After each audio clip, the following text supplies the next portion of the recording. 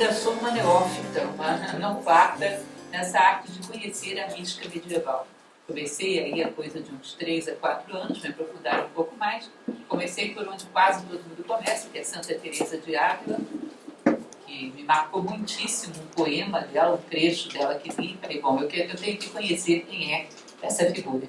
De Teresa de Ávila, passei para São João da Cruz, passei para Thomas de Kempis, passei para Marguerite Porrec, voltando um pouco no tempo, passei para Mestre Descartes. E foi uma surpresa atrás da outra. O tamanho da delicadeza, da profundidade, da beleza com que esses personagens tratam do amor. O amor que é a alma da arte, como falamos nessa semana.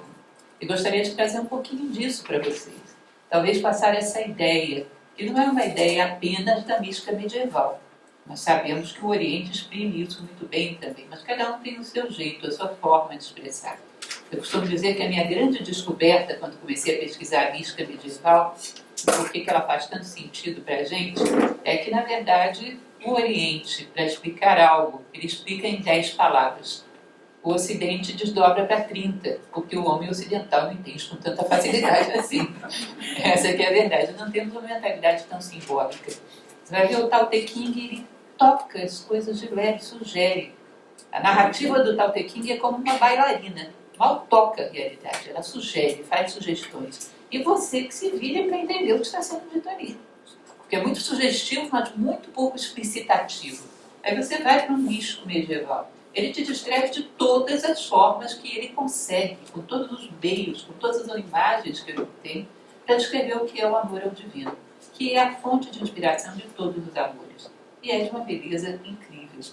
Eu considero, para mim, uma das descobertas mais fortes dos últimos tempos nos meus estudos, que eu gostaria de compartilhar com vocês. Compartilhar mostrando que são autores diferentes, de tempos históricos relativamente próximos, mas diferentes, mas que passam uma mesma coisa, com uma força total.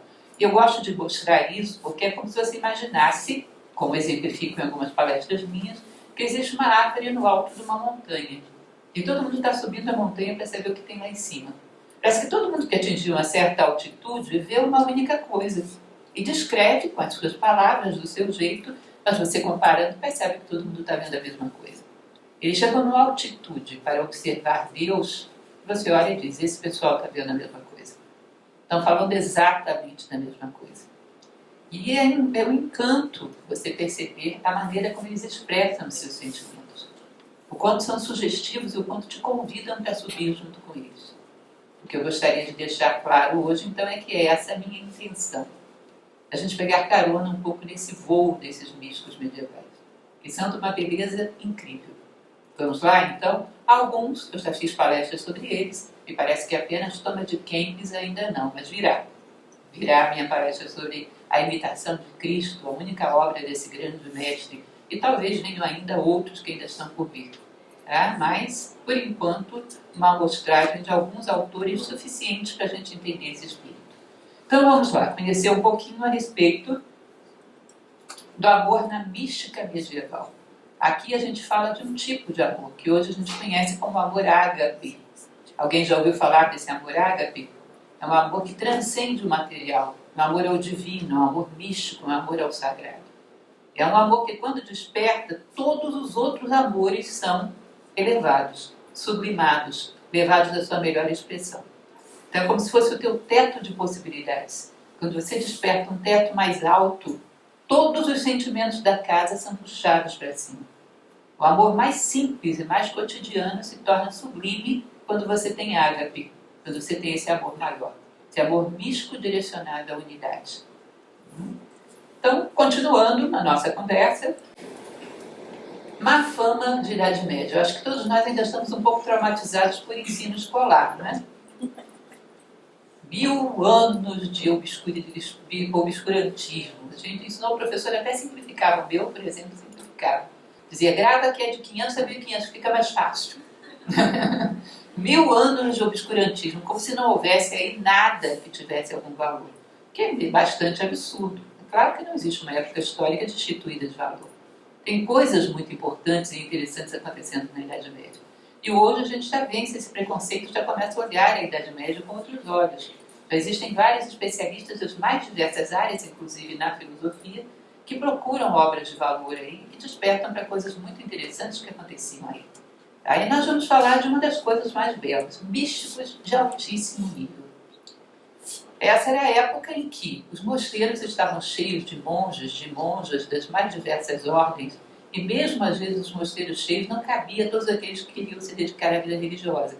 É assim que nascem as ordens leigas, como por exemplo os begnatos, onde esteve Marguerite Porete, no qual teve influência Mestre Eckhart, que eram pessoas da sociedade que, como não cabiam mais dentro de um mosteiro, não havia possibilidade de serem aceitas, criavam uma espécie de mosteiro laico. Viviam aí também uma vida de ascese, de mística, de aprofundamento. E muitas pessoas se dedicando a isso, mas poucas colhendo o seu fruto mais nobre. Mas ainda essas poucas, muito significativas para a história da humanidade. O que se obtém aí não é diferente do que você pode considerar como mais elevado de mística das obras pelo mundo afora. Existem certas coisas, para quem estuda o assunto, que são a palavra final, quase, porque são impressionantes. Por exemplo, alguém aqui já leu o Bhagavad Gita? A Bhagavad Gita, para quem leu, é um divisor de águas, porque é incrível. E o nível de mística que existe aí é incrível. Nós vamos vendo pela humanidade afora certos momentos, certos episódios que são sublimes. E o que você vê aqui não é de menor porte. Portanto, isso combate, inclusive, aquele nosso preconceito de que o Ocidente é pobre, enquanto o Oriente é riquíssimo. Nós não sabemos ver o Ocidente. Não sabemos procurar nos lugares certos. Porque eu vou dizer para vocês, essa mística desses grandes pensadores de altíssimo nível da Idade Média não fica a dever para a mística de lugar nenhum do mundo. Ela é de uma nobreza, o jeito do Ocidente. É o jeito do Ocidente. Talvez um oriental dissesse aquilo com 1/10 do número de páginas que eles usam. Talvez. Mas um jeito que também produz o mesmo resultado. A percepção absoluta de uma unidade que paira sobre nós e da necessidade premente e urgente de irmos na direção dela. Um chamado de volta para casa. Vamos penetrar um pouquinho nesse chamado e reivindicar, então, esse obscurantismo que nós chamamos de Idade Média e mostrar como a luz está aí dentro, como uma coisa interessante para ser conhecida. Né? Mística. Pegando a etimologia, a origem das palavras. E essa é particularmente interessante, porque veja bem, místicos, do grego, que significa exatamente o místicos, vem de mistes, que é iniciado, e o verbo mien, que é fechar. Ou seja, restringir, é fechar mesmo, é o silêncio. É aquilo que lá no hermetismo egípcio se dizia, os lábios da sabedoria só se abrem aos ouvidos do entendimento. Então é reservar o conhecimento àqueles poucos que são preparados para ouvir. Dessa mistê, desse mien, desse misticós, nasceu a instituição dos mistérios, que todos já devem ter ouvido falar. Não vamos dizer que isso nasceu no Ocidente, isso certamente é uma influência que vem do Oriente, sim, isso sempre existiu em todo lugar do mundo. Mas aqui nós temos o conhecimento de uma série de coisas interessantes acontecendo na Grécia, em Roma, ou seja, escolas de iniciação, como por exemplo Eleusis, como por exemplo Cumas, como por exemplo Samotrácia. O que era isso? O que acontecia aí dentro? Eram como que mosteiros, sim, numa época pré-cristã, onde se transmitia o conhecimento acerca do sentido mais profundo da vida e o maior dos segredos, como vencer a morte e atingir a eternidade. Então nós convivemos com essas tradições que nós tomamos como mitologia e não paramos para perceber que tudo isso fez parte de um conjunto de mistérios. Era sempre um ser especial, que tinha nascido como que um predestinado, filho de um deus ou de uma deusa ou de ambos, que ao cair na terra é mutilado, é ferido seriamente, é despedaçado, alguma coisa do tipo, mas que depois ele é reunificado, reconstituído e volta vitorioso para a casa do Pai. É sempre isso. Vejam só, eu fiz um pequeno apanhado só para mostrar para vocês. Na Grécia, Orfeu, Dionísios, Perséfone, foi assim. Em Roma, Mitra, o Sol Invicto, que é uma particularização do culto a Mitra, ambos vindos da Pérsia. Roma era um quebra-cabeça de influência de todo mundo onde ele alcançava. Né? Nós vamos ter Cibeles e Átios, que é a Ásia Menor, que também vieram para Roma. E também os mistérios de Osíris, Íris e Horus, que também vieram do Egito para Roma. Sempre a mesma história. Um ser de origem divina que cai no mundo, é mutilado, é despedaçado, é severamente maltratado pelo mundo, que passa aí por um período de um sono, de um restabelecimento e retorna reconstituído, é devolvido de volta ao seu pai ou à sua mãe divina. É reconstituído e se eleva novamente ao seu ponto de partida. O que todas essas tradições estão querendo dizer, gente? Quem é esse ser caído? É evidente que é a própria alma humana. É evidente que divina, de natureza divina, ela cai num mundo que é múltiplo. Tudo é dividido. Aqui as coisas são e não são. São baixas e altas, são pequenas e são grandes, são macias e são resistentes. Tudo exclui, tudo divide, é um mundo todo dividido, onde as coisas não são íntegras. Nada é todas as possibilidades. Cada um encarna uma possibilidade ou outra, tudo é uma mistura de luz e sombra, o mundo da separatividade. E quando um ser que era uno, que era íntegro, que era de natureza divina, cai no mundo da separatividade, ele se separa. Ele se esquece de quem é, se identifica só com uma parte de si próprio, ele se mutila, ele se despedaça. E depois de um longo período, ele vai fazer a sua caminhada de sabedoria, vai lograr reconstruir a si próprio. E vai voltar para a sua ascensão final gloriosa, onde ele se reconstitui a partir da compreensão de que ele é um ser uno, que veio da unidade e que, portanto, deve retornar a ela. Pitágoras, na sua forma particular de falar, já falava disso. Quando ele falava que todas as coisas na década pitagórica saem do um, viram muitos, e lá no final o que acontece? 10. 1 mais 0, 1. Tudo volta para a unidade de novo. Tudo volta para o ponto de partida. E essa é a trajetória da vida. Portanto, entenda, todos esses mitos estão falando da trajetória da alma humana. Separada do seu Pai divino, caída na multiplicidade, mutilada, dividida, espedaçada, e depois reunificada, reconstituída e devolvida de volta ao seu mundo celestial. É a jornada da alma humana que está aí. E os mistérios falavam sobretudo disso, desse segredo, contado através de histórias de todos os tipos, todas elas com um viés bastante parecido. Né? Histórias de todos os tipos, para que o homem se identificasse e percebesse que o herói aí é ele mesmo. É a sua própria alma que está passando por esse ciclo de queda e que deve buscar reconstituição, de volta à unidade.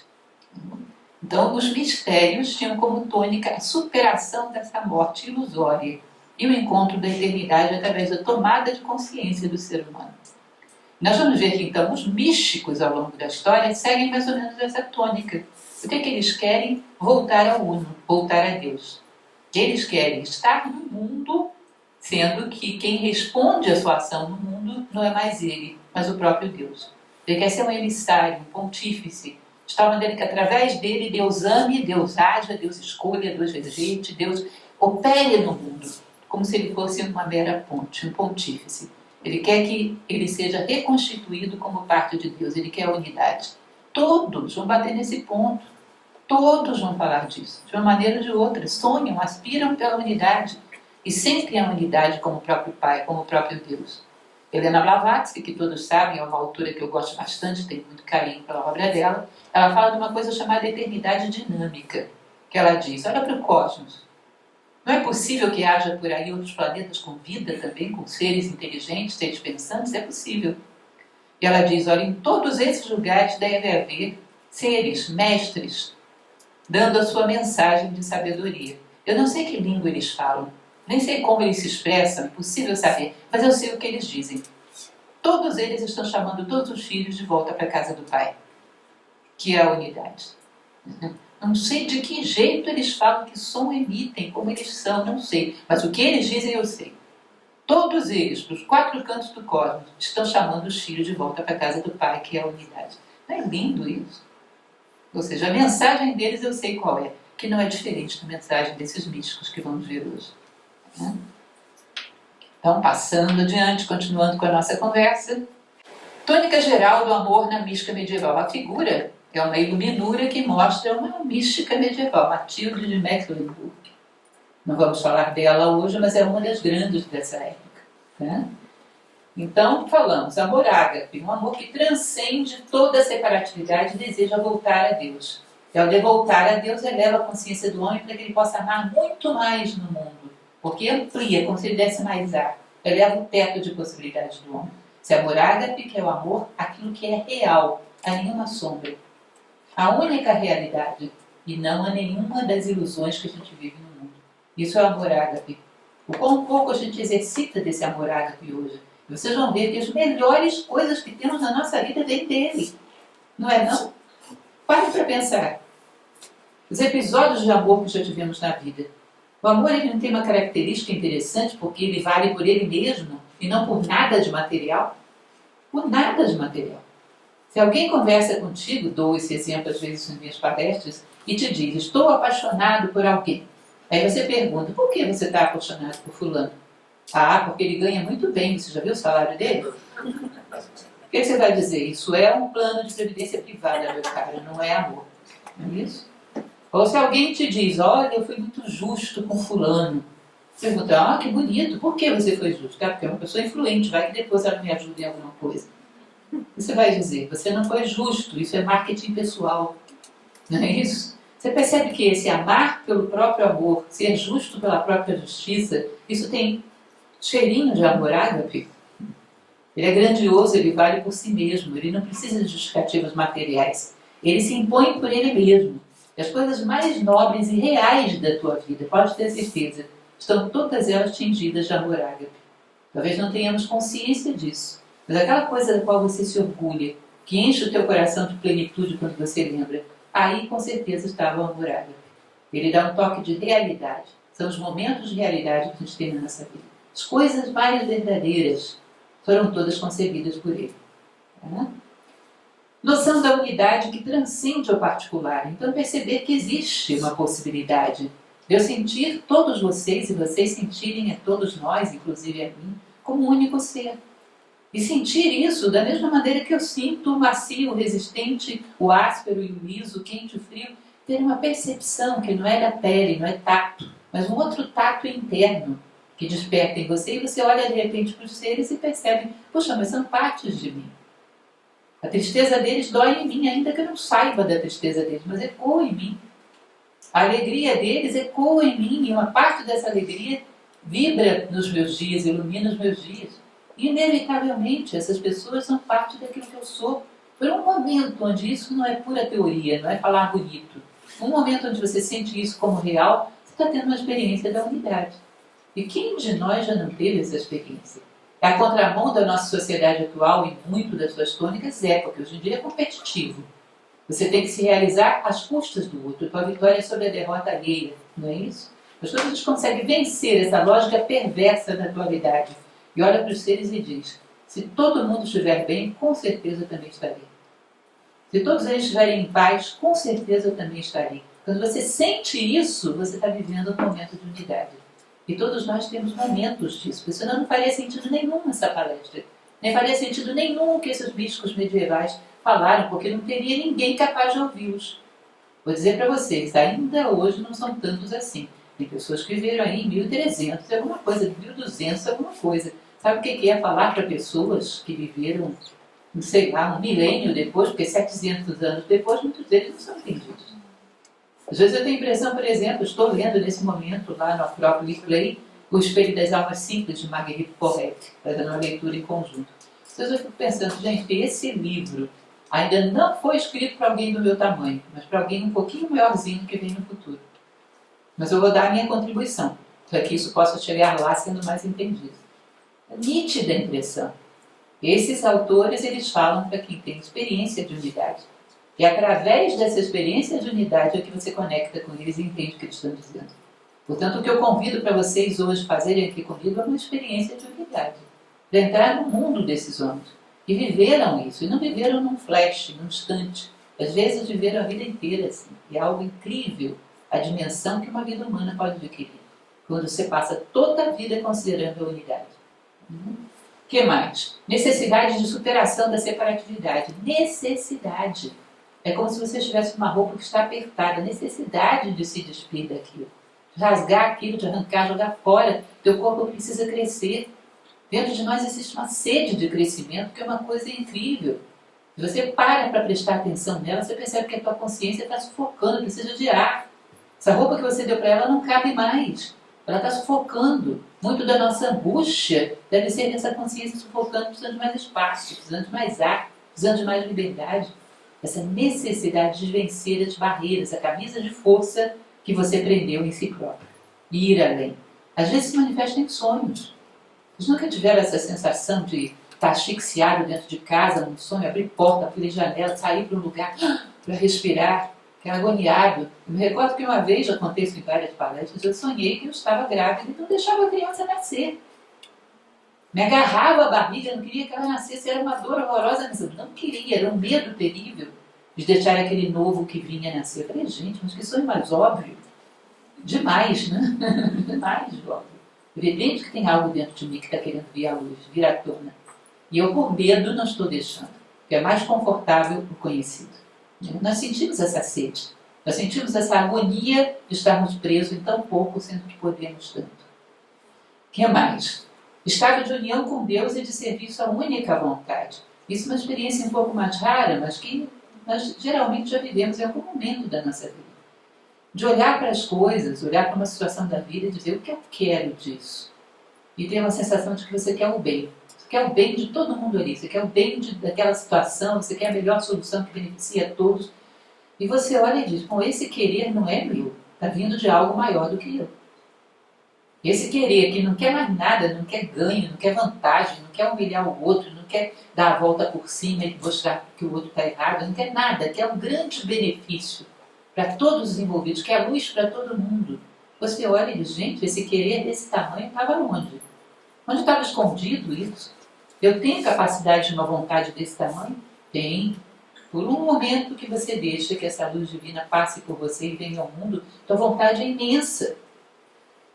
Às vezes, no momento que você está mais inspirado, que faz uma reflexão e pergunta honestamente para você o que eu mais queria na vida. Aí você começa a pensar, um carro, não era só isso. Uma casa, não era só isso.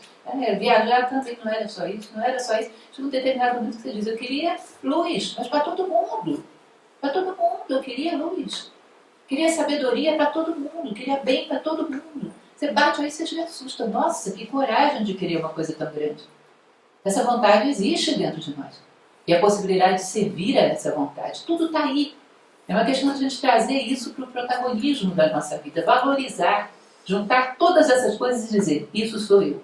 E começar a investir nesse estado de consciência. E foi o que esses homens fizeram ao longo de toda a vida deles. Entrega sem reservas. Ou seja, que tudo que eu possa fazer para que a tua vontade seja cumprida, eu faço. Todos os meus poderes, os que eu conheço e os que eu desconheço, que devem ser maior quantidade, os poderes atuais, meus poderes latentes, que tudo esteja ao serviço desse todo, desse bem absoluto, dessa luz absoluta, que me honra ao passar por dentro de mim. Que seja um veículo digno, vontade de expandir, vontade de empurrar para trincheiras. Você não sente um certo desconforto ao imaginar que a gente pode morrer do mesmo tamanho que a gente é hoje? Dá uma certa sensação de asfixia. Eu tenho que empurrar essa trincheira. Eu tenho que ser fator de soma. Eu tenho que fazer com que o mundo se torne um pouco melhor porque eu existi. Vontade de ser aquilo que eu vim ser. Vontade de realizar aquilo que a natureza espera de mim. Vontade de ser veículo para algo maior do que eu. Que só vai fazer sua aparição no mundo através de mim nesse momento. Eu sou um mensageiro necessário. Através de outros ele dará outra mensagem. Mas tem uma mensagem que só pode ser dada por mim. E eu não quero tombar sem entregá-la. Eu quero chegar ao máximo das minhas possibilidades para conquistar essa palavra sagrada, esse Eros Logos, essa palavra que vai comunicar ao mundo o que eu vim comunicar e que vai trazer luz e vai fazer diferença. Todas essas coisas estão aí perdidas, não são estranhas para você. Alguma coisa que eu falei é totalmente estranha? Ou já passou pela consciência de vocês algumas vezes? Tudo está aí dentro. É uma questão de reunir tudo isso e investir nisso. Dizer, agora, daqui por diante, eu sou isso aqui. O resto é meramente agregado. Coisas que aderiram a mim nos maus hábitos da vida. Mas eu sou, é isso aqui. E vou investir nisso. E é isso que vai crescer dentro de mim. É exatamente a caminhada que esses místicos propõem. Então está aqui os nomes que nós veremos hoje. Marguerite Porret. É essa que estamos lendo lá no próprio Play, para quem tem interesse. Estamos mais da metade já do livro, mas dá para pegar. As leituras atrasadas estão todas gravadas lá. O único livro que ela publicou, O Espelho das Almas Simples e Aniquiladas. Mestre Eckhart, que veio pouco tempo depois dela, que está diretamente relacionada a ela, relacionada às mesmas correntes de pensamento, viveu muito próximo no tempo e no espaço. Tomás de Kempis, esse monge alemão que passou a sua vida inteira dentro de um mosteiro, dando seus ensinamentos, escrevendo, formando os noviços. Santa Teresa de Ávila, essa bastante conhecida, né? Capaz de um nível de vida interior tão grande, capaz de uma desconexão com o mundo material tão grande, que dizem os seus contemporâneos que em alguns momentos dentro da sua capela, ela mergulhada no seu castelo interior, na sua vida interior, em meditação estrita, disse que ela começava a levitar. De tamanha desconexão que ela tinha com o mundo material. Ela se desconectava do chão. Entrava num estado de iluminação tal que ela começava a se elevar do chão e levitar. Parecido, vocês vão dizer, com o que acontece lá com os monges sufis, também fazia uma coisa parecida. Pelo caminho dela, por um caminho bem ocidental e cristão, ela encontrou esse mesmo segredo. Muito parecido com o que uma autora do século XX, uma grande filósofa chamada Simone Weil, costumava dizer, que a mística é uma só. Há que recuperá-la nos 4 cantos do planeta. Quem mais? São João da Cruz, esse um portento, talvez o meu predileto entre todos, porque além de tudo, ainda é poeta. E o que ele expressa é através de uma poesia de uma beleza fora do comum, poesia mística de altíssimo nível, e você fica lendo aquilo, você tem a sensação de que ele pegou aqui pela sua gola e está te arrastando para cima. Você está ali tentando se agarrar a alguma coisa para não ir, e ele está te arrastando para cima. Às vezes eu me sinto como uma criança lendo A Noite Escura da Alma. Sabe aquela criança que quando está num brinquedo resolve deixar acontecer o que vier. Está na montanha-russa, larga tudo, estende os braços, seja o que Deus quiser. Quando a gente era criança a gente tinha coragem de fazer isso, né? Hoje já não tem mais. Eu lembro de mim na roda gigante. Vai cair tudo, vai desmoronar tudo. Aí eu levantava os braços, deixa cair. A gente perdeu um pouco esse espírito. A Noite Escura da Alma é vertiginosa. E a sensação que a gente tem é de que ele vai faltar o nosso oxigênio, tão elevado, tão rarefeito ao plano para onde ele está te arrastando. Um homem frágil, pequeno, que viveu pouco, de uma mística que é capaz de contagiar pessoas séculos depois. Né? Então esses são os nomes que eu trouxe para a gente conversar um pouco a respeito deles. Vamos ver se agora... conquistei a passagem do slide. Vamos começar então com esse livro, O Espelho das Almas Simples e Aniquiladas, que permanecem somente na vontade e no desejo do amor. É a história de Marguerite Porete. Eles fizeram uma coisa tão delicada que vocês veem, eles fizeram um desenho minimalista na capa do livro.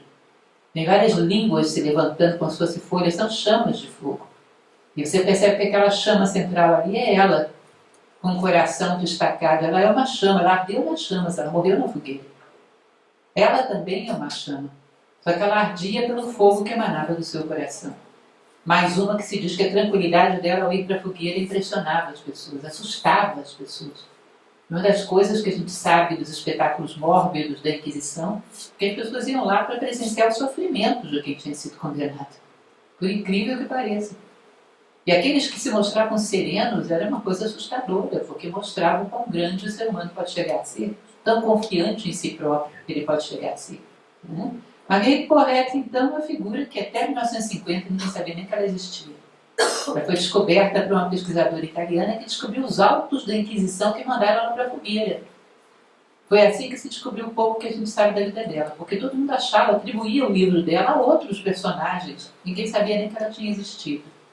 Através dos autos da Inquisição, a gente sabe um pouco o que sabe dela. Ela provavelmente nasceu entre a França e a Bélgica, tá? Nesse condado que não existe mais, evidentemente, que é o condado de Hainaut. Ela nasce em torno de 1250 e morre em praça pública queimada em 1310 em Paris. O movimento das beguinas, já falei para vocês, não estamos no mosteiro, mas somos pessoas, digamos, um de nós tem alguma posse, tem uma casa. Cede essa casa e todos começamos a viver uma vida de mística, uma vida religiosa, como se fôssemos monges. Absoluta pobreza, absoluta abstinência, meditação, trabalho para aquela comunidade, ou seja, isso existia naquela época, depois foi muito perseguido pela igreja, depois foi novamente permitido, e até época muito recente, em alguns países da Europa, ainda existiam as chamadas beguinagens. Beguinas, as mulheres, begardes, ou begardes, os homens. Viviam dessa maneira, mas não eram pertencentes ao quadro oficial da igreja. Poderiam sair no momento que quisessem, poderiam conservar as suas posses, mas viviam uma disciplina monástica. E parece, tudo indica, que Marguerite Porete era uma dessas. Né? Muito culta, ou seja, provavelmente a sua família tinha algum poder econômico, porque ela escreve de uma maneira magistral, muito culta, com profundo conhecimento das escrituras bíblicas, inclusive. Né? E ela escreve seu livro na década de 1290, uma ousadia. Ela escreve em francês antigo, não latim. Ele queria que as pessoas entendessem. Escrever numa língua nacional naquela época, nacional entre aspas, né? Não existiam os países da maneira como a gente entende hoje, mas escrever numa língua do povoado onde se vivia era uma ousadia, porque é como se os livros sagrados fossem reservados só aos cultos, aqueles que falavam latim. E ela escreve em francês antigo esse livro.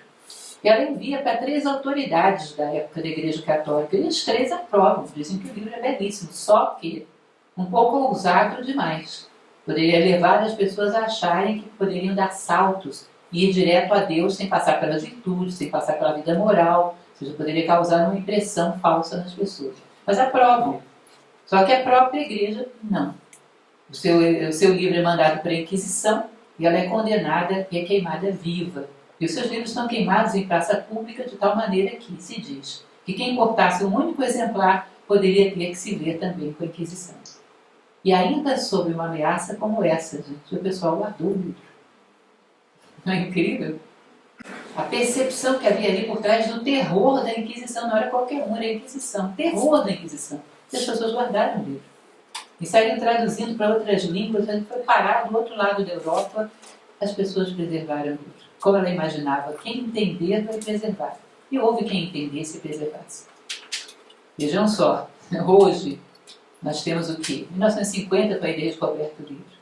Quantos de nós, com a nossa mentalidade atual, preservaríamos esse livro? Às vezes eu me pergunto.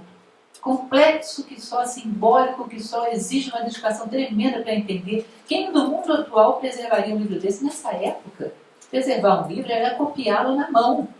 Não tinha outra forma. Às vezes traduzi-lo na mão para outra língua. A dificuldade de fazer isso era enorme, além do risco de vida. E ele foi preservado. Houve quem mantivesse essa lamparina acesa na noite dos tempos. É importante que ela continue brilhando, mesmo que seja à noite, como dizia São João da Cruz. Que ela continue brilhando. Então ela é condenada à fogueira, ela não aceita nem conversar com seu confessor, ela não aceita se reivindicar de coisíssima nenhuma que o livro diz e vai muito serenamente para a fogueira e é executada aí. O que tem no espelho das almas simples? Uma receita para você passar por cima de tudo que é particular, anular uma personalidade separada de Deus e encontrar-se em Deus, e obter absoluta serenidade e paz, daquele que age em nome do todo, portanto não pode cometer erros. Descansar nos braços do Pai, sabendo que você chegou a um nível de consciência tão elevado que a tua vontade é a vontade do Pai, portanto não tem como errar. Abrir mão de qualquer coisa da personalidade, desejos, futilidades, vontade de projeção do seu nome, qualquer coisa que diga respeito ao particular, qualquer coisa tingida de egoísmo, abrir mão de tudo e entregar-se para ser um emissário no mundo a serviço do mundo. E ela dizia, ela era ousada, não era brincadeira o que ela diz, que inclusive a grande sagrada igreja deveria se dobrar diante das almas aniquiladas. Porque as almas aniquiladas não falam em nome de Deus, elas são o próprio Deus falando no mundo. Portanto, o testemunho delas é obrigatório. E isso, evidentemente, não foi lá muito bem entendido, mas é belíssimo o que ela fala. Todas as semanas me sento para ler 4, 5 páginas de Marguerite Porete para o Acrópole Play.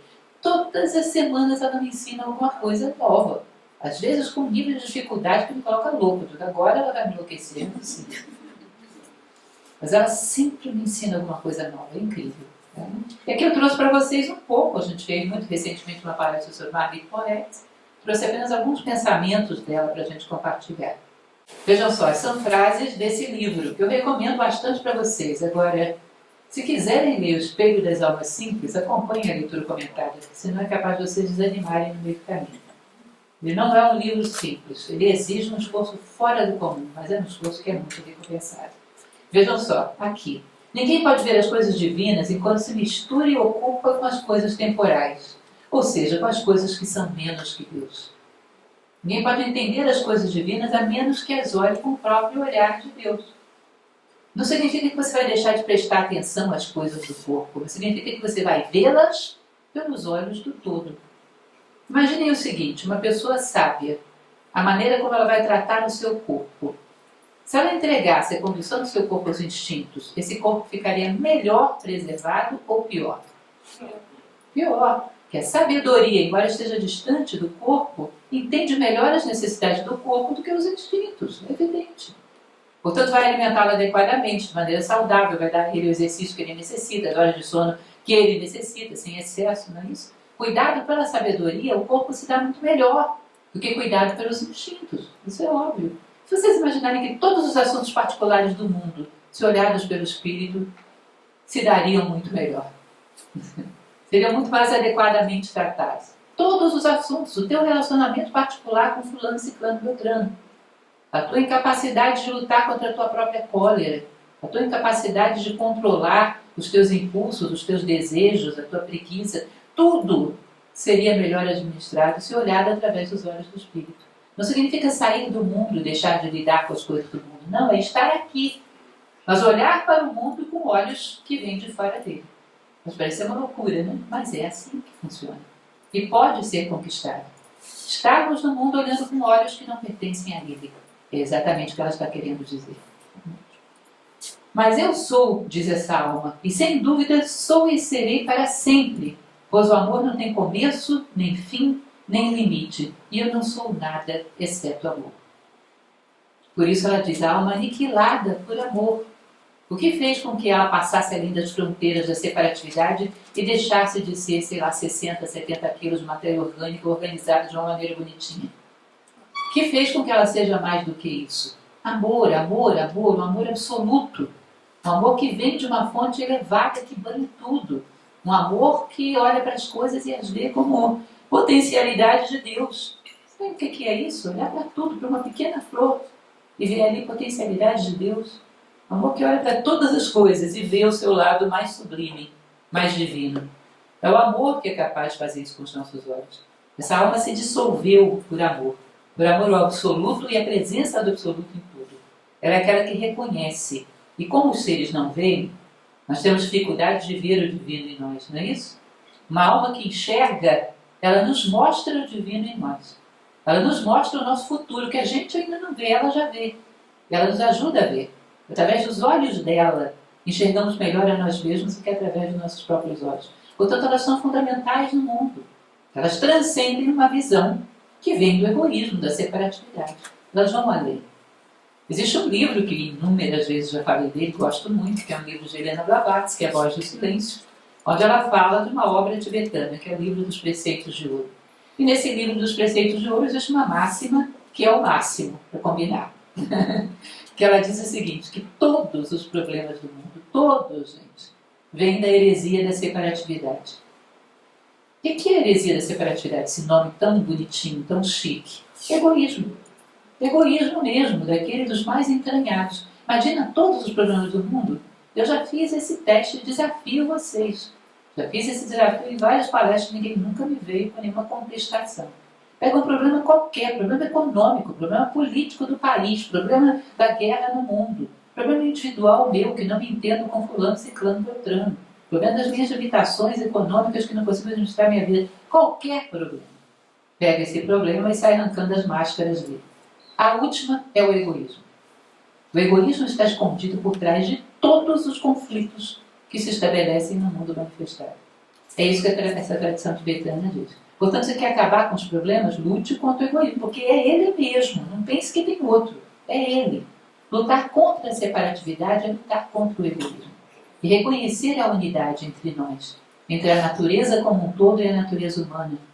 Né? Entre toda a vida, fazer um pacto com a vida. Agora eu sou um colaborador teu, rapaz. Senta aqui, vida. Eu sou um colaborador teu. Daqui para sempre. Conte comigo entre os teus aliados. Isso é superar as fronteiras ilusórias.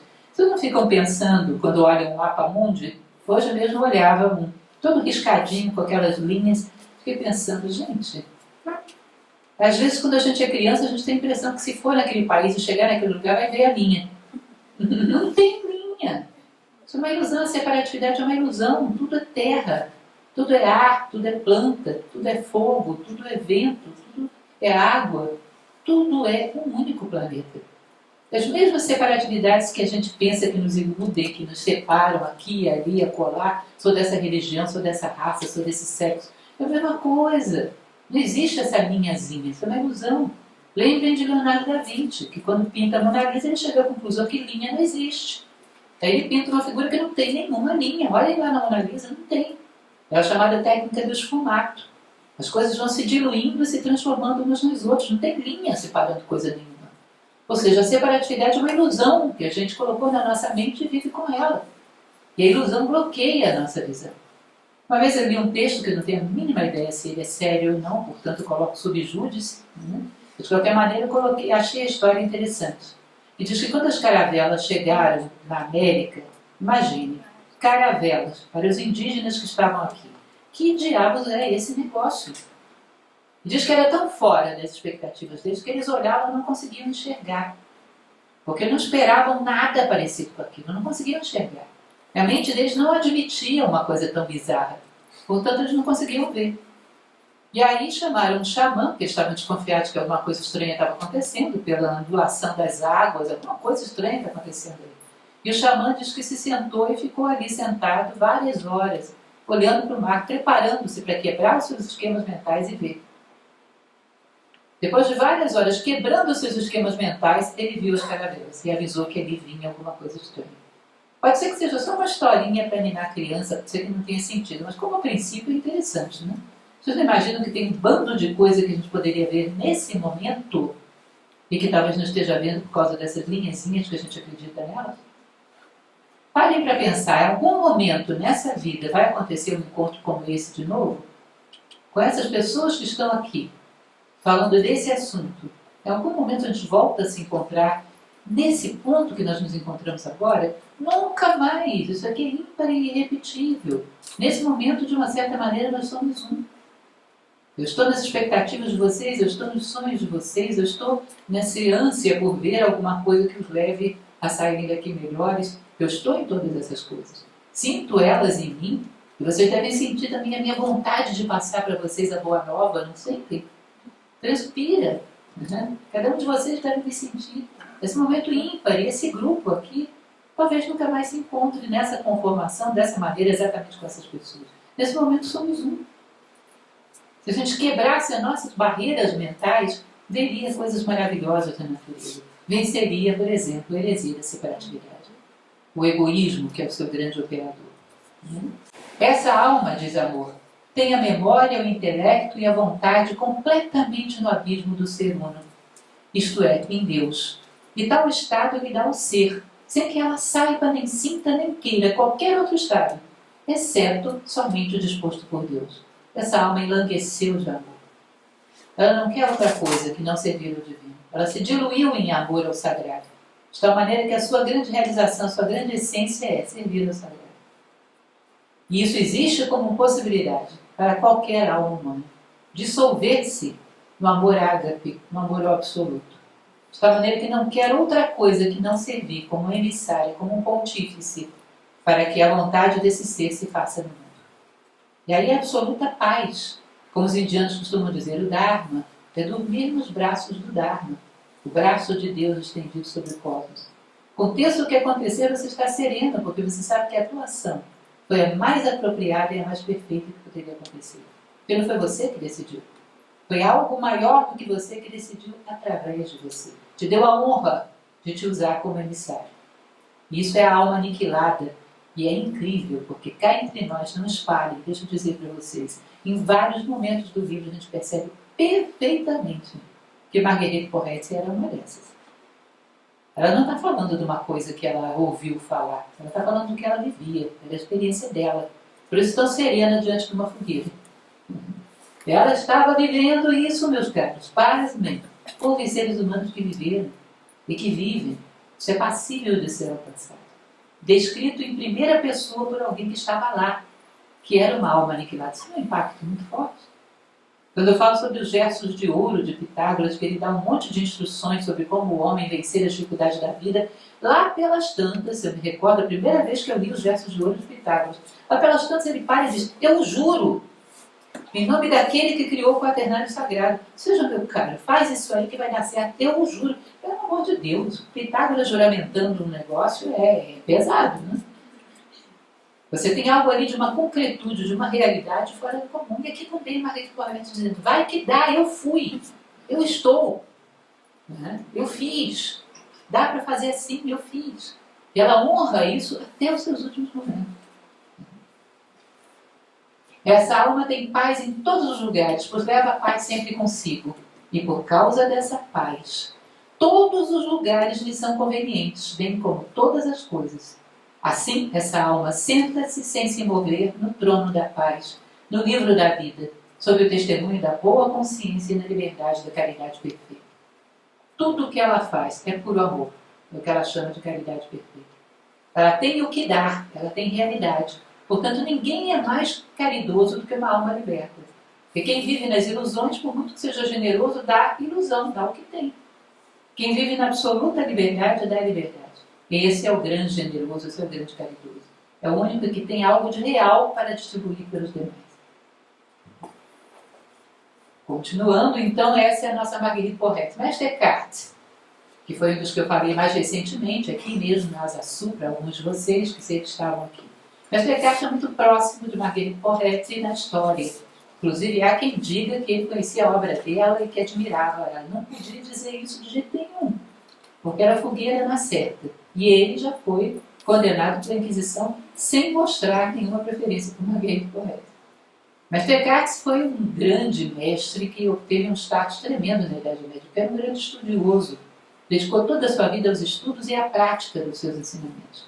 Ele chegou ao ponto de, na época já era um grande prestígio para um mestre que vivia no interior da Alemanha, ser 2 vezes chamado à Universidade de Paris para ministrar aulas. Isso era um prestígio tremendo. Ele tinha um nome muito reconhecido. Mas lá, pelas tantas, o arcebispo de Colônia, da cidade de Colônia, na Alemanha, onde ele vivia, cismou que as obras dele eram heréticas. Isso, do ponto de vista medieval, é capaz de serem mesmo. Né? Porque às vezes ele surpreende a gente até hoje. Às vezes ele nos choca. Nossa, que ousadia! Dá um soco no estômago, às vezes, o pensamento dele. O homem do século XXI. Por isso que eu acho que se ele viesse hoje, a gente o queimaria de novo. Não mais em praça pública com fogo, mas a gente tem uma maneira sutil de queimar, né? Vocês não acham que cancelamento é uma inquisição digital? Obviamente, a mesma situação, a gente só requintou os meios, mas queima do mesmo jeito. Inviabiliza a vida da pessoa, que às vezes ela leva à morte. Quando ela não pensa igual a todo mundo. Portanto, requintamos os meios, os fins continuam bem parecidos. Então, ele nasce em 1260, morre em Colônia. Ele morre antes do laudo da Inquisição sair. Portanto, ele não foi queimado pela Inquisição, porque ele morre de causas naturais, entre aspas. Ninguém sabe direito que causas naturais foram essas. Mas vamos deixar isso para lá, né, que está um pouco passado do tempo para a gente investigar isso. Ele morre de causas naturais antes que saísse o laudo do seu julgamento, que foi um laudo negativo, ele foi condenado. Aí, durante muito tempo, ninguém nem estudava Mestre Descartes. Caiu de status tremendamente. A obra dele não valia nada. Esse foi um herege. Até que lá, pelas tantas, muito proximamente, coisa de um século para cá, dentro da igreja houve um movimento de reivindicar a imagem dele e o pensamento dele. E hoje já se considera que o que Mestre Descartes fez, inclusive porque ele dizia, se eu fiz alguma coisa, se falei alguma coisa que é contra as tradições do cristianismo, eu me reivindico. Eu me retrato, porque eu não quero contrariar a verdade. Minha intenção foi servir a verdade. Portanto, essa disposição dele, que se fosse necessário se retrataria, fez com que tudo fosse revisto e se voltasse a falar sobre o pensamento dele, que é genial. É muito interessante. Aqui trouxe um pouquinho, então, dessa sede de Deus de Mestre Descartes para a gente. Mudei-me, portanto, em Deus, e ele me fez um consigo, mais uma vez, né? E assim, pelo Deus vivo, não há distinção entre nós. Algumas pessoas imaginam que vão ver Deus, que verão como se ele estivesse além e elas aqui. Mas não é assim. Deus e eu somos um. Conhecendo Deus, tomo-o para mim. Amando a Deus, penetro. Ou seja, o conhecimento de Deus você faz pelo conhecimento de si próprio como parte dele. Ao conhecer profundamente a si próprio, você encontra o seu lugar dentro de Deus. Conhecer a si próprio, lembrem do templo de Delfos, na Grécia? Homem, conhece-te a ti mesmo e conhecerás o universo e os deuses. O que significava isso mesmo? Percebam que é mais ou menos a mesma coisa, sendo dita dentro de um outro contexto teológico, dentro de um outro momento. Se você conhece a si próprio, conhece uma célula de Deus. E para entender que você é uma célula de Deus, você tem que ser una com Deus, tem que ser parte dele conscientemente. Em verdade, um homem que se tenha despojado inteiramente do que é seu, estará de tal modo envolvido por Deus, que nenhuma criatura o conseguirá tocar sem tocar primeiro em Deus. E aquilo que chegar até ele, deverá primeiro passar por Deus. Imagine que coisa incrível. Tão em paz, porque é um servidor de uma vontade maior do que ele, que ainda que esteja numa fogueira, está impassível. Vocês não estão queimando a mim, estão queimando a Deus. Portanto, o problema de vocês, eu estou em paz. Você não toca nele sem passar por Deus primeiro. E tem uma segurança tão grande disso que o que o atemorizaria? O que o afligiria? Ele está acima de toda particularidade. E o homem comum não toca outra coisa que não a particularidade. Você se identifica com alguma coisinha, vão te pegar. Por ali vão te pegar. Eu me identifico com o todo. Como vão me pegar? Tenho que pegar Deus primeiro. Isso é um pouco difícil, tomara que peguem, mas é meio difícil. Não é isso? Tá? Então você se sente num invólucro de absoluta paz e diz que a paz só está aí. Essa semana a Marguerite Porret me surpreendeu com essa leitura que fiz dela nessa semana, no próprio Play, dizendo, olha, se você não tiver com a consciência do espírito, não existe cortesia não, viu? Desiste. Cortesia, se você não age segundo Deus, é um jogo de interesses. Eu parei para pensar, não é que é mesmo? A gente considera dentro da sociedade a pessoa que puxa a cadeira para o outro, vai ver que tem algum interesse naquele outro, porque tem poder, porque é uma pessoa atraente. Se não tem nenhum interesse, faz por pura bondade, é um ser de um nível de mística muito elevado. Você percebe que só um nível de mística permitiria a pessoa ser verdadeiramente cortês, porque senão está te bajulando com algum interesse? E a cortesia morre? Eu achei isso incrível, isso foi um aprendizado dessa semana, a Marguerite Porret, ela me ensinou isso. Ou seja, aqui é a mesma coisa. Você entra num estado tal de paz que ninguém chega a te tocar, se não passar por Deus primeiro. E ela se sentia assim, e ele se sentia assim, e esses místicos todos se sentiam assim. O olho com o qual vejo Deus é o mesmo olho com o qual ele me vê. Meu olho e o olho de Deus são um só olho, uma só visão, um só conhecer e um só amar. Portanto, quando você olha para as coisas e pensa, eu quero, como objetivo da minha vida, o máximo de bem para todo mundo, o teu olho se expandiu, meu caro. Isso não é simplesmente mais esse seu olho físico que está olhando. Isso é um teto de possibilidades que você, por momentos, atingiu. Tenta reter. Tenta segurar esse estado de possibilidades, esse teto de possibilidades. Como se atribui num filme que foi feito sobre a vida de Leonardo da Vinci, ele diz algo muito interessante. Se você voou um dia, andará pela terra com os olhos postados no céu, desejando para lá voltar. Eu acho essa colocação tão simples e tão interessante. Um momento eu olhei e, de fato, não tinha ninguém olhando, eu não estava falando para inglês. Se você está falando isso num discurso, deve ter toneladas de vaidade, né? Mas você falando sozinho para si mesmo, para a sua consciência, de tal maneira que ninguém te ouça, isso cala profundamente em você com caráter de verdade. Eu quero mesmo é o bem para todo mundo. Esse olho já não é o teu pequeno. Está vendo pelo olho de Deus. Tenta segurar essa possibilidade. Tenta voltar para ela. Isso é o teu verdadeiro e legítimo eu. Terminando o Mestre Eckhart, vamos a Tomás de Kempis. Kempis já teve uma vida um pouco mais pacata. Desde muito jovem, ele entra para um mosteiro, que é esse mosteiro dos irmãos da vida comum, por influência do seu irmão, de 1379 até 1471, que é uma vida um bocado longeva. Vamos e venhamos, né? Isso aí é o quê? 92 anos? 91. Bastante longevo. Tá? Então, ele vive toda a sua vida aí fazendo o quê? Nasce em Kempen, morre em Zwolle, o Kempis dele vem disso, de Kempis ou Kempen, a cidade onde ele nasceu, morre em Zwolle, Holanda, muda-se em 1392, quando ele entra na casa dos irmãos da vida comum, em 1413 é ordenado sacerdote e vive mais de 70 anos nesse mosteiro, dedicado à oração, à cópia de manuscritos e à descrição, à orientação e direção dos noviços. Vida inteira dedicada a uma obra de despertar os noviços. A obra mais conhecida dele, que nós temos contato, é a Imitação de Cristo, que está ali. E a imitação de Cristo não é brincadeira, ele realmente coloca o ser humano como sendo capaz de imitar os atributos divinos. Sabe por quê? Porque você os tem. Só uma questão de tirar do não uso e trazer para o uso. Só uma questão de descobrir que grande parte de você está adormecida. Por isso que às vezes a gente coloca nas nossas páginas da internet, né? Acordar é pouco, desperte, que é muito mais. Grande parte nossa permanece adormecida. Se ela desperta, temos os atributos de um ser como Cristo, temos os atributos de qualquer ser grandioso. E a imitação de Cristo começa pela imitação dos seus atributos, sabendo que não vai ser uma mera imitação. Eu agir como ele, daqui a pouco eu descubro que eu sou assim mesmo. Vocês nunca tiveram essa sensação de fazer algo muito bom?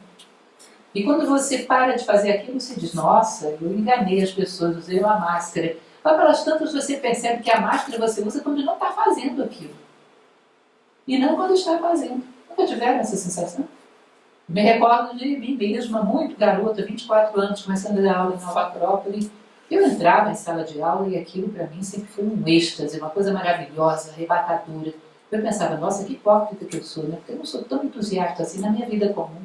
Eu sou só aqui dentro, enganando as pessoas. Lá pelas tantas, bota 33 anos em cima disso, dá para observar bem, né? Lá pelas tantas, eu comecei a descobrir que a máscara eu usava era do lado de fora da sala. Porque o que eu era lá dentro é o que eu era mesmo. Era a expressão mais legítima, porque eu tirava a máscara. A máscara da inércia, a máscara do que todo mundo conhece, a máscara do que todo mundo acha que você é, a máscara do que as pessoas esperam de você. Eu tirava a máscara, lá dentro era eu. A máscara eu não colocava para entrar na sala, a máscara eu tirava para colocar na sala. E estava pendurada lá na porta para vestir de novo, para voltar à vida comum, onde eu tinha que ser uma pessoa comum, porque era isso que esperavam de mim. E isso é descobrir a si próprio e se deslumbrar com o que você descobre, das coisas maravilhosas que estão adormecidas dentro de nós. Continuando, vamos então para as frases dele, né? Duas coisas projetam o homem acima das coisas mundanas: a simplicidade e a pureza. A primeira busca Deus, a segunda o encontra e nele se rejubila. Ou seja, a simplicidade busca Deus, reduz as coisas ao real e busca aquilo que é o grande real, que é Deus. Uma pessoa simples não é aquela que se despoja das coisas complicadas. Não. Uma pessoa simples é aquela que reconhece que as coisas complicadas não existem. São uma ilusão de ótica. E ela não tem tempo nem espaço para ficar guardando ilusões para a vida fora. Ela se despoja daquilo que não é. Ela tem discernimento suficiente para saber o que é real e o que não é. Já devem ter ouvido falar de Sócrates, grande filósofo grego, que desaforado que só ele, ia para o mercado público. As pessoas viam ele lá, não tinha dinheiro para comprar nada, ninguém entendia o que ele estava fazendo ali. Chegavam e perguntavam para ele, Sócrates, o que você está fazendo aqui no mercado? Eu vim aqui para olhar a quantidade de coisas que eu não preciso. Uma pessoa simples é isso, ela não se despojou porque, eu sou simples, adoraria ter um casaco desse jeito, mas como eu sou simples, não, isso não é um despojado, isso é hipócrita. Eu não necessito em absoluto disso. As minhas necessidades estão muito dignamente preenchidas. Isso é excesso, isso é ilusão. Isso é competitividade, isso é para mostrar que o meu casaco é mais novo do que o do vizinho. Eu não estou com tanto frio assim que demanda um casaco desse tipo. Portanto, não há necessidade por trás disso. Há vontade de ocupar uma máscara social que impressione os outros. A pessoa simples encontra o que é real dentro dela no meio daquilo que é ilusório. Quem é que lembra qual é a palavra que tem como etimologia escolher dentre? Alguém lembra? Inteligência. Você anda assistindo muita palestra, não é isso? Inteligência vem de intelegere, escolher dentre as coisas que te dizem que são verdadeiras aquilo que realmente é. Uma pessoa inteligente é simples. Ela discerne o que é real, o que vale a pena ter. E o que não vale a pena, porque é uma mera ilusão. A energia fantástica da nossa vida é gasta para acumular ilusões. Depois ficamos prisioneiros, porque não queremos abrir mão delas e elas necessariamente se vão. E aí vem todo o drama do mundo, todo o sofrimento por perder aquilo que nunca foi teu. Por perder aquilo que nunca te pertenceu, porque nem sequer existe. Portanto, duas coisas projetam o homem acima das coisas mundanas: a simplicidade e a pureza. Pureza no sentido de abrir mão de tudo que é particular, separado, egoísta, deixar que a vontade pura de Deus se faça através de mim. Eu sou puro não porque eu não me poluí no mundo, mas porque eu fui capaz de abrir mão de tudo aquilo que não era real. Portanto, fiquei um canal desobstruído. Através da maturidade, da visão de mim mesmo, abri mão de tudo que não era real. Me tornei um canal, através da qual a luz passa e lança a luz no mundo. Se eu estou obstruído, a luz bate em mim e gera sombra no mundo. E o puro é aquele que serve, é um canal, é um pontífice. Ó Deus de verdade, fazei-me um convosco na eterna caridade. Enfastia-me, muita vez, ler e ouvir tantas coisas, pois em vós acho tudo quanto quero e desejo. Calem-se todos os doutores, emudeçam todas as criaturas em vossa presença, falai-me vós só. Ou seja, lembra um pouco uma passagem de um filósofo grego, que foi Diógenes de Sinope, que perguntavam para ele por que ele não lia. Ele era um grande sábio. Ele disse: os livros servem para aqueles que ignoram e querem saber. Para um sábio, a natureza é um livro aberto. Eles leem diretamente na natureza. Então é mais ou menos essa pessoa. Quero ler diretamente Deus em tudo. Não quero gente para vir me fazer discurso sobre Deus. Não quero intermediários. Para que eu quero intermediários se eu posso estar com você? É como amar profundamente alguém e preferir não estar com essa pessoa, mas pegar alguém e ficar mandando recado. Não é isso?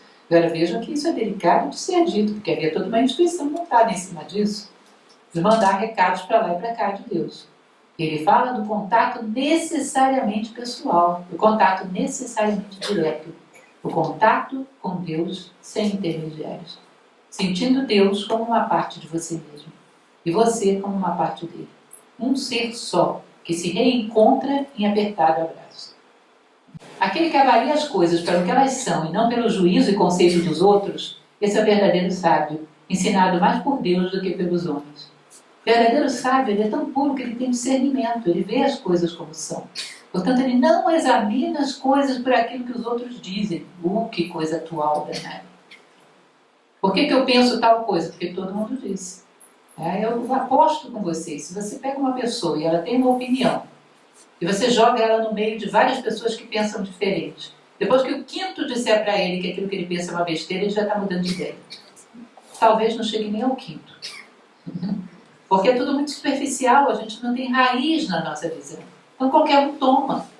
Ainda que a gente tenha feito uma reflexãozinha, tem uma certa base, mas como não tem a profundidade suficiente, qualquer um toma as coisas que a gente vê. E daqui a pouco a gente está massificado, pensando como todo mundo. E damos títulos bonitos a isso, né? Porque a democracia é assim. Como assim? A democracia não é a liberdade de cada um para ser aquilo que é? Como é que a democracia virou a obrigação de todo mundo pensar igual? Em bandos. Como é que aconteceu essa transformação na história? Quem me explica? Eu perdi um capítulo dessa novela. E é importante. Não é isso? Como virou democracia todo mundo tem que pensar igual, porque senão é linchado e cancelado? É evidente que tem alguma coisa estranha no meio dessa história. O que ele está tratando aqui é já no tempo dele, disso. O verdadeiro sábio é ensinado por Deus. E ele declara o que ele vê. Mas se os outros quiserem segui-lo, bem, senão ele continua sozinho. Mas ele não vai abrir mão daquilo que ele vê através dos olhos de Deus. E aí ele se dirige ao próprio Deus. Vejam que coisa bonita. Dulcíssimo amado meu, emudeçam diante de vós o céu e a terra com todos os seus ornatos, porque tudo o que tem de brilho e beleza é dom de vossa liberalidade, e não chega a igualar a glória de vosso nome, cuja sabedoria não tem medida. Entendam isso. Você olha, ainda há pouco vimos uma palestra linda sobre pintura de um grande pintor, né, William Bouguereau, e vimos que um artista às vezes olha e vê luz, vê beleza em coisas que a gente passa batido. Imagine que tudo que você vê de luz e de beleza é um pouco de Deus que passou pelo meio das trevas da ignorância. Imagine que a gente imaginasse que o mundo foi coberto por um lençol. E do outro lado estão os deuses, e a gente está aqui. Do outro lado os seres divinos, seja lá quem for que você acredite, estão lá, e você aqui. Só que esse lençol está cheio de furos. Então, de vez em quando, o brilho desses seres divinos se reflete em alguma coisa aqui embaixo. Você diz, olha, ali está brilhando, ali também, ali também. Esse brilho ocasional que você vê nas coisas é um reflexo do divino nelas. Se não houvesse, o mundo seria absoluta escuridão. Quando a gente começa a buscar ver a beleza em tudo, a gente está catando pedaços de Deus para montar um quebra-cabeça. Não é interessante? Não é bonito? Eu vou sair procurando beleza em tudo. O que eu estou fazendo? Catando os pedaços de Deus que estão espalhados por aí, para montar o meu quebra-cabeça. É assim que funciona. Se não fosse esse espaço exíguo que a gente deixa para que Deus brilhe no mundo, só haveria escuridão, não haveria nenhuma beleza. Nada seria belo. Os flashes de beleza que a gente vê são pontos onde a luz divina chegou ao mundo. Portanto, um colecionador de beleza é um colecionador de pedaços de Deus. Continuando agora, Teresa de Ávila. Teresa, tão bem conhecida, né? Há tantos devotos dessa figura, que é uma figura realmente muito especial. Ela nasce em Ávila, Espanha, 1515, e morre também na Espanha, Alba de Tormes, 1582. Ela morre de causas naturais, embora muito cá entre nós, ela não tenha deixado de ter os seus ligeiros imbróglios com a Inquisição. Né? Parece que era moda nessa época. Se você era muito místico, tinha que ter algum relacionamento com a Inquisição no seu currículo. Porque senão seu currículo passava para a posteridade meio menor do que poderia. Ela não chegou a ser, digamos assim, ela chegou a ser condenada ao claustro, tá? Mas não chegou a uma fogueira, mas passou por momentos muito difíceis. São João da Cruz, que vem depois, foi pior do que ela. Mas ela passou por momentos muito difíceis. Então ela nasce ali, ela era neta de um judeu condenado pela Inquisição por voltar a ser judeu, depois da sua conversão forçada. Seu pai compra um título de cavaleiro para limpar o nome da família. E ela, num determinado momento, ela tem uma doença bastante grave, que ela tem 3 anos, provavelmente se diz que deve ter sido malária, 3 anos acometida de uma doença grave e severa. E é nesse momento que ela, adolescente, muito jovem, começa a se virar para dentro de si própria num estado de oração mental contínua. Começa a descobrir as maravilhas da vida interior, do estado de concentração na visão de Deus. Ela começa a ir e nunca mais para com isso. Daí ela começa a ter os seus êxtases místicos e ela se cura assim. Depois de 3 anos com essa doença, ela se cura num estado já de mística muito elevado. E aí ela toma sua ordem no convento carmelita em 1535. Só que a questão de Teresa de Ávila era a vida interior. Não é à toa que seu livro mais famoso é A Morada Interior ou Castelo. Ou seja, virar para dentro e encontrar essa via de diálogo com Deus. Mergulhar no próprio coração e ouvir a voz dele. Ela queria isso, e o resto tudo era perda de tempo. Ela nivelava os níveis de profundidade da tua vida interior, para você saber em que ponto estava. Isso era a questão para ela. E o convento das Carmelitas, convencional naquela época, segundo ela, já estava muito deteriorado. Recebia muitas visitas, ficava muita gente no parlatório conversando banalidades com as irmãs por muito tempo. Ela achava que aquilo era uma tremenda perda de tempo para uma ordem religiosa, porque não faziam o que tinham que fazer. Banalizavam, ficavam superficiais. E lá pelas tantas, ela resolveu criar uma nova ordem das Carmelitas, reformada, que é a chamada Ordem das Carmelitas Descalças. Ela não permitia nem que usassem calçado, era uma sandália muito tosca. E viviam em absoluta pobreza, longos períodos de silêncio, longos períodos de reflexão. E ela cria essa ordem. Só que essa ordem, a princípio, ficou dentro da ordem dos carmelitas que não gostavam dela. É evidente, uma coisa dessas é uma crítica e tanto, né? Separaram da gente porque são mais puras. Olha, pera lá. É evidente que isso é uma crítica aceita de maneira muito dura. E eles nunca se convenceram muito desse trabalho dela. E ela, num determinado momento, ela encontra São João da Cruz, porque até então só havia... Ela cria vários conventos pequenos, quantidade de 18 a 20 irmãs, vai criando conventos das carmelitas descalças para todo canto, mas não havia homens. E um dia ela conhece o jovem João da Cruz e o convence a abrir uma ordem masculina. E ele abre. E começa então a ver a ordem masculina dos carmelitas descalços, a partir da influência dela. Ela era tão humilde que na época os religiosos de sexo masculino tinham muito mais prestígio. E esse jovenzinho, bem mais jovem do que ela havia influenciado para fundar um convento dos carmelitas descalços, se torna o confessor dela. Porque era um homem e ela uma mulher. E ele se torna o orientador espiritual dela e ela aceita de bom grado, vaidade zero. Vontade de ter alguma honra, zero. Ela se torna uma espécie de uma discípula que fazia suas confissões e era orientada por ele. Muito mais jovem e que tinha entrado no movimento através dela. Como já falei para vocês, a mística dela era uma coisa tremenda. Tem um sonho dela que é pintado por uma obra de Bernini, muito bonita, que é um anjo jogando flechas e o coração dela pegando fogo. Ela disse que sentiu isso. um anjo que lhe atirava flechas e o coração dela se incendiava. Lembram ainda há pouco do coração em chamas de Marguerite Porete? Esse chamado poderoso da vida interior, que destrói qualquer coisa que venha de fora e transmuta em luz. E ela tem esse sonho, conta esse sonho foi pintado depois, ela foi retratado por Bernini, um sonho belíssimo, né? E ela era assim, que entrava em estados de mística tão profunda que chegava mesmo a perder o contato com as leis da matéria, a ponto de chegar a levitar.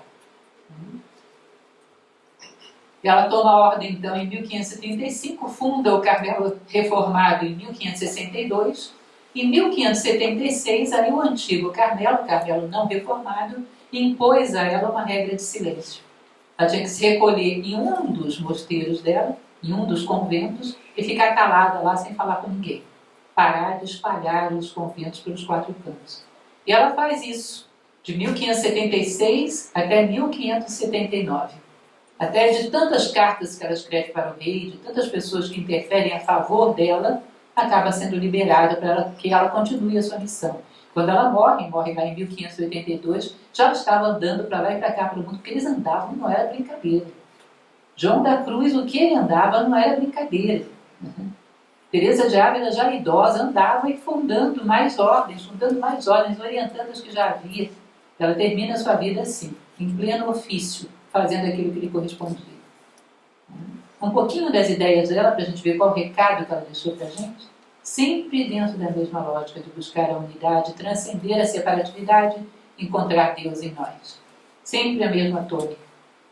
Pensar que havemos de entrar no céu e não entrar em nós, conhecendo-nos e considerando nossa miséria e o que devemos a Deus, e pedindo-lhe muitas vezes misericórdia, é desatino. Se você não entrar em você e não descobrir aquilo que não é Deus e pedir a Ele para você se livrar disso, para estar cada vez mais uno com Ele, você acha que você vai se aproximar de Deus como? Virado totalmente para fora? Fazendo o que do lado de fora? Se do lado de fora só existem ilusões, então a coisa real que você pode encontrar é dentro de você, uma alma pura, devotada, que é parte do próprio Deus, é uma célula de Deus. Sem vida interior, você vai chegar a Deus como, meu caro? Isso é muito desconcertante, gente. Sobretudo numa época onde as práticas religiosas andavam muito relaxadas, isso é muito forte. Surpreende-me que ela não tenha tido uma inimizade um pouco maior ainda com a Inquisição, que é uma declaração forte. Sem vida interior não se chega a lugar nenhum. Só quero que estejais advertidas que, para aproveitar muito neste caminho e subir as moradas que desejamos, não está a coisa em pensar muito, senão em amar muito. Vejam que lindo isso. E assim, o que mais vos despertar ao amor, isso deveis fazer. Talvez não saibamos o que é amar, e não me espantarei muito, porque não está no maior gosto, mas sim na maior determinação de desejar contentar a Deus em tudo. Ou seja, eu vou agir só por aquilo que amo, vou buscar aquilo que eu amo, vou buscar o que? O que eu gosto. As coisas que me agradam, as coisas que são parentes minhas, fisicamente falando, as coisas que são minhas. Não é isso? Não é isso que é amar. Amar é voltar o seu coração para aquilo que serve a Deus, que serve ao bem, à justiça, à fraternidade, aos seus atributos.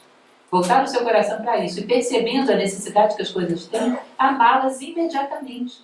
É assim, mais do que pensando, que o homem percebe Deus. Exercendo sem meias medidas os seus atributos para a vida fora. Ele ama imensamente, eu vou amar pelo menos bem maior do que eu amava antes. Para onde o meu coração apontar, sem egoísmos e sem desejos pessoais, e eu perceber que ali existe necessidade de amor, eu vou preenchê-lo com amor. E vou preenchê-lo a mãos cheias, né? Onde encontrares um vácuo, preenche de amor. Né? Isso é uma parte de um poema muito conhecido de um poeta chamado Amado Nervo. Onde encontrares um vazio, preenche de amor. E ela vai dizer, é por aí, não pense que é vocês pensando e divagando e cogitando, mas procurando onde o meu amor pode se derramar e essa escolha não seja feita pelo meu egoísmo, mas pelas minhas virtudes. Onde se necessita do bem, onde se necessita da fraternidade, onde se necessita da justiça. É aí que eu vou derramar generosamente o meu amor, sem meias medidas, sem nenhuma economia, sem nenhum tipo de redução. E é aí que eu vou encontrar cada vez mais a proximidade de Deus. Amando sem medida, mas segundo o amor que lhe é próprio. Pois parece que, assim que se começa a produzir aquela água celestial desse manancial que digo, do profundo de nós mesmos, parece que se vai dilatando e alargando todo o nosso interior e produzindo uns bens que não se podem dizer, nem mesmo a alma sabe entender o que é aquilo que ali se dá. Sente uma fragrância interior, digamos agora, como se vinda daquela profundidade. Ela diz que existem 2 tanques, cada um deles que jorra água em nós, que é o tanque do pensamento e do entendimento. O pensamento é um jogo de palavras a partir dos estímulos que o meio manda. O entendimento é esse jorrar que vem de dentro, de uma profunda reflexão acerca da natureza de Deus e de nós mesmos. E esse entendimento a gente não deve jamais fechar a torneira. Já que ele derrame, que ele se espalhe sobre a vida. Vejam bem o que ela diz, quanto mais você o exerce, mais se alarga essa possibilidade. Hoje eu fui capaz de sentir uma profunda fraternidade. Certamente amanhã será capaz de mais. Procure e você vai encontrar essa capacidade cada vez mais alargada, como se fosse uma torneira que vai se abrindo à medida que você a usa. Abrindo a torneira do entendimento, que é a visão do mundo através dos olhos de Deus. A vida interior purificada de qualquer egoísmo. Vim tirar-te de ti mesmo e levar-te ao coração. Vim mostrar a beleza que nunca soubeste que tinhas e te elevar como uma oração ao céu. Imaginem por um minuto esse convite. Imagine, alguém chegou diante de você, alguém longínquo, que viveu há séculos, mas de qualquer maneira que tem uma mensagem muito viva. Imagine se alguém está diante de você e te diz o seguinte: vim tirar-te de ti mesmo e levar-te ao coração. Vim mostrar a beleza que nunca soubeste que tinhas e te elevar como uma oração ao céu. Vim te tirar da periferia e te levar ao centro, a tua identidade mais profunda, onde jorra o amor verdadeiro, o amor ágape. Vim te levar ao centro, ao coração. Eu acho que todo mundo deveria ler essa frase antes de começar a ler Teresa de Ávila. Entendeu o que ela está querendo com isso? Onde ela quer te levar? Continuando, por último, nosso tempo já vai adiantado, né? João da Cruz. São João da Cruz, que, como falei para vocês, foi a princípio um jovem despertado por ela, que depois se torna o seu mestre espiritual. João da Cruz é de Fontiveros, Espanha, 1542, morre em Úbeda, Espanha, 1591. Aos 7 anos ele perde o pai e ele, sua mãe e seus irmãos vivem uma vida extremamente sacrificada. O irmão mais velho morre por necessidade mesmo, por desnutrição. Os 2 irmãos mais jovens, ainda muito pequenos, e a mãe migrando para ver onde ela conseguia sobreviver. Até que em determinado momento encontra um local onde ele é colocado num colégio, como se fosse um colégio interno, religioso, que lhe oferece alimento, lhe oferece vestimentas, lhe oferece uma vida digna. E ali ela fica. Né? E ele, em 1564, recebe os seus votos como carmelita, faz seus estudos em Salamanca, na Espanha. Só que tudo estava indo muito bem, ele era um carmelita da ordem antiga, encontra Teresa de Ávila. E ela insufla o seu amor e o seu fogo no coração dele de uma maneira que não se apaga nunca mais. Mas parece que havia ali uma fogueira prontinha, só para alguém jogar a primeira faísca. Quando ela joga a primeira faísca, ele não se apaga nunca mais, ele arde. E além do mais, essa criatura tinha uma vocação artística fora do comum, porque em suas mensagens ele externa de maneira poética. Ele fala desse lugar de onde vem toda a inspiração divina, como se fosse o alto de um monte, o Monte Carmelo. E mesmo que esteja à noite aqui embaixo, uma noite cerrada, a gente não pode perder esse contato com a luz. Um dia desses me mandaram uma frase que eu achei muito bonita, que era o sol estava preparando para se recolher. Aí vira para a terra e diz: quem de vós podeis guardar o meu lugar enquanto eu mergulhar na noite? E uma pequena lamparina, com um pouco de azeite, diz: eu, Senhor, eu darei o meu melhor para guardar o teu lugar enquanto se faz noite. Automaticamente, essa pequena parábola me lembrou de João da Cruz. Vocação de lamparina, né? Para brilhar e arder permanentemente até que se faça a luz. Até quando passar a noite dos tempos. Que existia naquele momento, existe no nosso, tão cedo parece que ainda não amanhecerá para toda a humanidade. Então ele funda um mosteiro de carmelitas reformados, masculino, em 1568. Em 1577 ele é preso pelos carmelitas não reformados. É preso numa cela de 2 por 3 metros. Vocês imaginam o que é isso? Onde ele era espancado uma vez por semana, à vista de todos, chicoteado, para mostrar que ele era um herege. Vivia uma vida por 9 meses, uma vida enlouquecedora. E ainda aí, ao invés de enlouquecer, ele só reforça a sua fé. Até que com a ajuda de um irmão que o resgata, ele consegue fugir dessa prisão e volta para a sua pregação como se nada tivesse acontecido. Depois de 9 meses de uma tortura absoluta por parte dessa ordem não reformada, que odiava alguém que apontasse os seus defeitos, odiava alguém que apontasse um caminho novo. Vejam que coisa curiosa, em se tratando de uma ordem religiosa. Religião, de religio, de religar o homem aqui, a luz. Mas nós passamos muitas vezes por essa perda do que é a luz. Nos apegamos a dogmas, a objetos sombrios, que já não são mais luz há muito tempo e a gente não vê. Isso acontece constantemente na história. Então, depois que ele se liberta, continua sua pregação, fundando mosteiros masculinos, até que em 1580 ele consegue, através de várias influências dentro da igreja, o Papa desvincula os carmelitas descalços dos carmelitas seculares e cria uma nova ordem. E aí tem liberdade para fazer o que quiser sem pedir licença aos carmelitas convencionais. E aí para o sofrimento. Ele continua pregando até o final da sua vida, até 1591. Aqui trouxe para vocês um livro que mostra um pouco desses poemas dele. Deixa eu ver se vocês reconhecem alguma coisa vendo esse principal poema. E teve um compositor que fez uma música em cima desse poema, que por sinal ficou muito bonita. Vê se vocês reconhecem.